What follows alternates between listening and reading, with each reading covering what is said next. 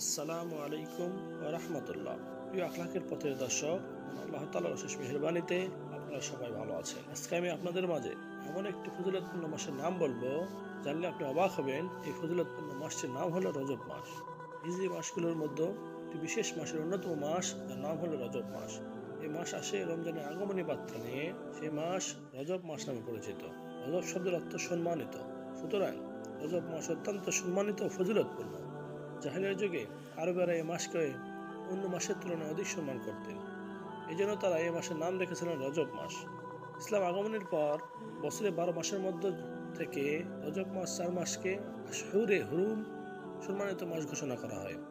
আল কোরআনে ইরশাদ রয়েছে, নিশ্চয়ই আকাশমণ্ডলী পৃথিবীর সৃষ্টির দিন থেকে আল্লাহ তাআলা কাছে গণনার মাস 12টি, তার মধ্যে 4টি সম্মানিত হওয়ার কারণে নিষিদ্ধ মাস একটাই প্রতিষ্ঠিত বিধান। সূরা তওবা আয়াত 36। পবিত্র কোরআনে বলা হয়েছে, আসমান সমূহ ও জমিনের সৃষ্টির দিন থেকে আল্লাহ তাআলা বিধান ও গণনার মাস নিশ্চয় 12টি। সুতরাং তোমরা এই মাসে নিজেদের প্রতি অত্যাচার করো না। সূরা তওবা আয়াত 34। যেহেতু এই মাস রমজানের আগমনী বার্তা নিয়ে আসে, তাই এই রজব মাস থেকে রমজানের প্রস্তুতি নিতে হবে।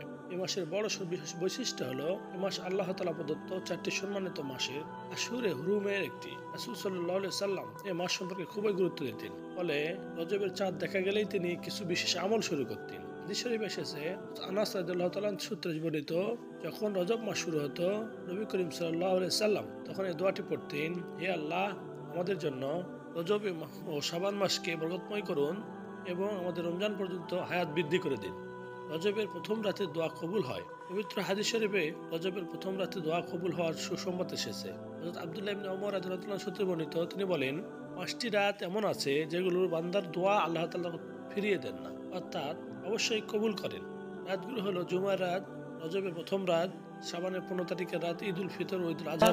রজব মাসে রোজা রাখার ভিন্ন কোনো ফজিলত, তবে হ্যাঁ, এমনিতেই নফল রোজা রাখা অনেক ফজিলতপূর্ণ আমল। প্রত্যেক মুহাদ্দিস হাকিম ইবনে হাজার রাহমাতুল্লাহ আলাইহি লিখেছেন, বিশেষভাবে রজব মাসে রোজার ফজিলত সম্পর্কে সহিহ ও আমলযোগ্য কোনো হাদিস নেই। আমাদের সমাজে প্রচলিত আছে 27শে রজব রোজা রাখা অনেক ফজিলত। এমনকি অনেকের মধ্যে বিশেষ রয়েছে যে এই একটি রোজা ফজিলত 1000 রোজার সমান। এই জন্য তাকে হাজারি রোজা বলে অভিহিত করা হয়। অথচ এ রোজার কোনো সহি বা গ্রহণযোগ্য কোনো বর্ণনা নেই। আল্লামা ইবনুল জাওজি, হাফেজ জাহাবি, তাদের পাটনি আব্দুল হাই লেখনবী রহমতুল্লাহ আলাইহি প্রমুখ প্রত্যক্ষ হাদিসটি রোজা ফজিলত ভিত্তিহীন ও বানোয়াট বলেছেন। এ মাসে পশু জবাই করে বিশেষ খাবারের ব্যবস্থা করা ইসলাম সমর্থিত নয়। ইসলাম পূর্ব জাহিলিয়া যুগে রজব মাসে মুশরিকদের মধ্যে সেও দেবতা ও প্রতিমার সন্তুষ্টির উদ্দেশ্যে পশু জবাই করে একটি রেওয়াজ ছিল। একে আতিরা বলা হতো। রাসূলুল্লাহ সাল্লাল্লাহু আলাইহি ওয়াসাল্লাম এই প্রথার মূল উৎপাদন করেছেন। স্পষ্টভাবে ঘোষণা করেছেন, ইসলামের ফারা, উট বা বকরি প্রথম বাচ্চা প্রতিমার উদ্দেশ্যে জবাই করার কোনো প্রথা নেই এবং আতিরাও নেই। অর্থাৎ রজব মাসে প্রতিমার সন্তুষ্টির উদ্দেশ্যে পশু জবাই করার প্রথাও নেই। সহিহ বুখারী হাদিস। হযরত আয়েশা রাদিয়াল্লাহু তাআলা বলেন, আমি রাসূল সাল্লাল্লাহু আলাইহি সাল্লাম ও রজব ও শাবান মাসে এত বেশি রোজা রাখতে দেখেছি, রমজান ছাড়া কোনো মাসে এত রোজা রাখতে দেখিনি। শ্রেষ্ঠের পরে মাখলুকাতের মধ্যে রাসূল সাল্লাল্লাহু আলাইহি ওয়াসাল্লাম এর প্রথম স্থান হওয়ার পরেও তিনি রমজানের প্রস্তুতি হিসেবে রজব মাস থেকে রোজা রাখা শুরু করতেন।